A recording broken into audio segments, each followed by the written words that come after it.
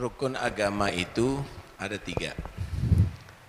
Ada yang disebut Islam, ada yang disebut iman, ada yang disebut ihsan. Islam itu adalah bagaimana kita berbuat baik dengan yang zahir di antara anggota badan kita. Ada sholat, ada puasa dengan anggota badan yang zahir. Ada haji. Iman yaitu bersikap bagaimana memperbaiki batin kita. Kalau ini zahir kita, ini batin kita. Dengan apa? Menguatkan kepercayaan kepada Allah, kepada Rasul, kepada Quran dan seterusnya dan seterusnya. Ini hati ini, masalah batin.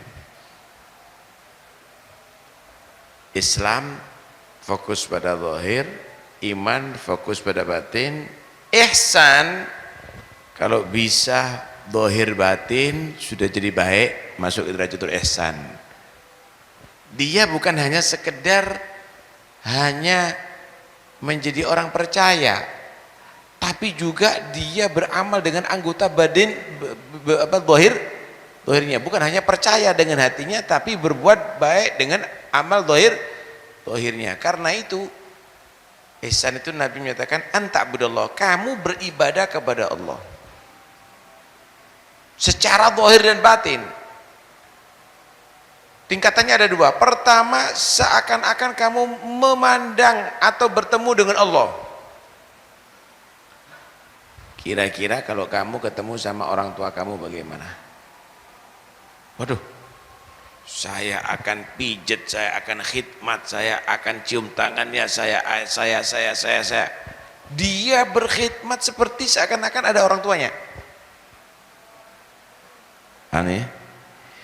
Ini berarti perilakunya, perbuatannya, ucapannya didasari karena cinta.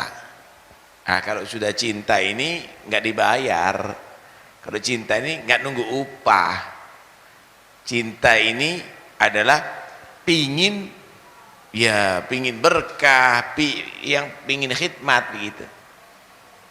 Yang kedua yaitu fa in lam takun tarau fa innahu yaraka. Merasa selalu dikontrol. Kalau nggak bisa seakan-akan melihat Allah, ya yakin Allah Maha melihat dia, itu sudah pasti. Artinya apa? Hati-hati loh. Kalau misalnya ada kopral diperhatikan sama jenderal, waduh, dia barisnya pasti akan serius. Kalau direktur melihat pegawainya terbuka sedikit aja kancingnya, dia akan bingung. Ya, kenapa? Ini diperhatikan ini. Kalau murid dikontrol sama gurunya, dia pasti jangan sampai berbuat salah, kan begitu ya. Begitulah minimal kamu dalam beribadah kepada Allah, kamu itu dilihat sama Allah. Pantaskah pakaian kamu? Bagaimana suratnya kamu? Khusyuk enggak?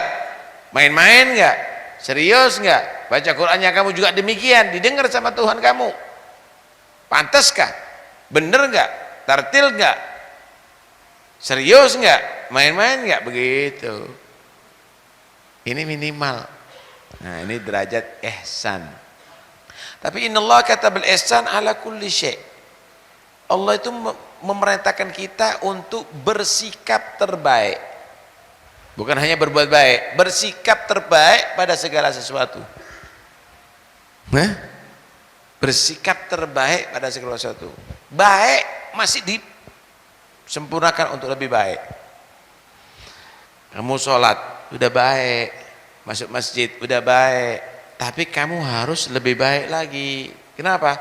Masuknya kaki kanan, baca doa, tahiyatul masjid, niat iktikaf, sholatnya khusyuk, ada qabliyah, ada ba'diyah, ada baca wirid, ada adzan, ada iqamat, ada baju yang bagus, ada pakai siwak, ada tadabbur, merenungi makna. Wah, ini namanya ahsana fis shalah. ini telah melakukan sholat yang terbaik. Paham nih ya? Puasa juga begitu. Sahur halal, buka halal, kemudian dia tadi itu niat, kemudian setelah itu dia tidak memperbanyak makan walaupun halal, kemudian tidak nawaitu nauma ghadin, niat tidur, paham ya? Tapi tidur dikurangi, eman sayang, puasa sambil baca Quran pahalanya lebih puasa sambil berzikir pahalanya lebih banyak, begitu. Kemudian dijaga tidak sampai riba, tidak sampai melihat yang syahwat walaupun itu halal, tidak sampai ngomong yang kotor, tidak sampai bohong, tidak sampai itu, maka ini orang sempurna melakukan puasa yang terbaik. Walaupun sah, tapi kalau dia riba itu dan ini kacau. Ini kacau. Berangkat haji juga begitu, dari rezeki yang halal, kemudian dia khusyuk dari pertama, kemudian baca doa setiap dalam musafirnya sampai ke Mekah, waduh dia jarang keluar dari Masjidil Haram, sholat, hatam Quran mungkin 3 hari sekali, kemudian dia setiap saatnya dia ambil umrah, kemudian wah ini betul-betul dia telah melaksanakan haji dan umrah sempurna. Enggak rokok rompres. Ya jangan dong. Karena itu ihsan ini pada gak hanya sekedar dalam ibadah, dalam kita berdagang. Jangan ngambil keuntungan yang sangat besar walaupun itu halal. Ya, dijual tanahnya terlalu barangnya terlalu tinggi, akhirnya yang pembelinya kapok. Tobat nggak mau beli lagi sama dia. Lah, ambil untung yang sedikit. Kenapa? Saya ingin membantu dia. Allah, ini ihsan namanya. Kemudian dalam kita bersikap, innallaha ya'muru bil adli wal, kalau adil itu kamu berbuat salah, saya balas kesalahan sama dengan kamu, itu adil namanya. Kamu berbuat baik, saya akan membalas sama perbuatan baiknya kepada kamu. Tapi kalau ihsan lain lagi, kamu berbuat salah, saya balas, aku berbuat baik kepada kamu. Saya berbuat baik kepada kamu bukan hanya sekedar, tapi sempurna. Ibarat orang bantu, dia mampu ya, bantu untuk berobat, bukan hanya sekedar bantu sebagian, semuanya dari saya. Wah, ini ihsan ini. Ini namanya ihsan. Begitu juga sama binatang. Itu harus ihsan. Silakan kalau kamu menyembelih memang halal kepada kamu, jangan kamu bantang-banting begitu. Ente kira nggak terasa sakit apa? Yang sekiranya kamu sikapi dengan baik, jatuhkan dengan bagus. Ini tempak diide, di ini awas, hati-hati. Dia itu punya Tuhan. Dia memang disediakan untuk kamu, tapi bukan untuk kamu siksa atau kamu untuk sakiti. Begitu. Karena itu dipersiapkan pisaunya itu juga yang tajam. Cuma jangan kamu tadi itu naruh kambing situ, kamu asah dulu pisaunya, bukannya kambing. Dia juga punya naluri walaupun tidak punya akal. Begitu. Begitu juga sapi, begitu juga unta. Bersikaplah dengan baik, bukan peri kemanusiaan, peri kebinatangan juga diatur sama Islam. Ya enggak? Kalau kamu itu bawa kuda atau sapi, jangan kasih beban yang banyak. Ente kira kekuatannya enggak ada batasnya? Juga ada batasnya. Itu nanti dipertanggungjawabkan di hadapan Allah Subhanahu wa ta'ala. Timbul pertanyaan, kenapa harus disembelih, digorok? Akan baik-baik. Pusatnya saraf itu di mana? Di otak. Pusatnya saraf itu ada di otak. Ketika sudah disembelih, memang sakit. Tapi setelah putus, berarti seluruh saraf yang ada di tubuh tadi itu sudah terputus. Enggak sakit lagi itu. Tapi kok kejang? Kejangan itu adalah refleks. Kenapa? Hubungannya dengan otak sudah enggak ada. Justru itu adalah cara paling manusiawi. Itu cara paling manusiawi. Kemudian dikeluarkan darahnya.